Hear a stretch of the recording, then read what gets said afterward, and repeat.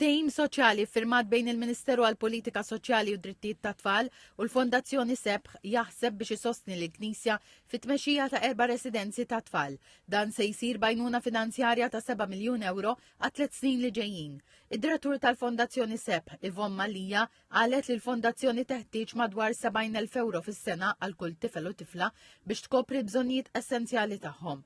Komplettajt li blajnuna finanzjarja mogħtija mill-Arċidjoċesi u fl-aħħar snin ukoll mill-Istat li jkopru parti sostanzjali mill-ispejjeż, Fondazzjoni Sebħ evolvit milli toffri kura istituzzjonalizzata għall-ambjent aktar personalizzat.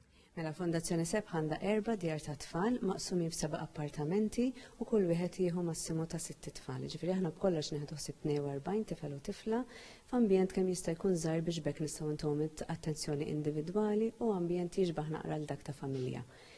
Aħna neħdu ħsieb il-bżonnijiet kollha tagħhom, ġifieri għandek ħaddiema around the clock, però neħdu ħsieb il-bżonnijiet fiżiċi, l-ikel, l-iskola, il-ħwejġ tagħhom u l-bżonnijiet ukoll emozjonali u psikoloġiċi minħabba li daw it-tfal ikunu ġejjin minn ambjenti diffiċli ħafna.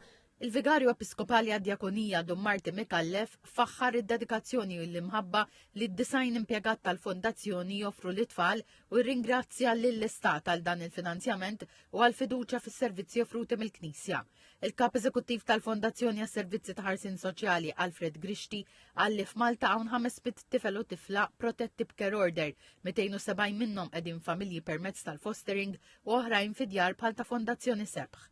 Il-Ministru għall-Politika Soċjali u Drittijiet tat-Tfal Michael Falzon qal li l-ftehim u investiment fil-ġejjieni ta' dawn it-tfal. L-iktar ħaġa importanti li nużaw il-kelma investiment. Il-flus li nallokaw bħala pajjiż soċjal mhijiex spiża, hija investiment fis-soċjetà tagħna. U mhux mod isbaħ kif tibda l-ġimgħa.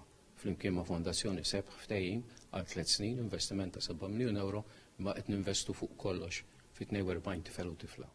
Il-Fondazzjoni Sebħ appellat lil kull min ikollu bżonn għajnuna biex jagħmel kuntatt magħha u raddet ħar lil min jgħinha tkompli toffri servizzi tal-ogħla kwalità u servizzi ġodda.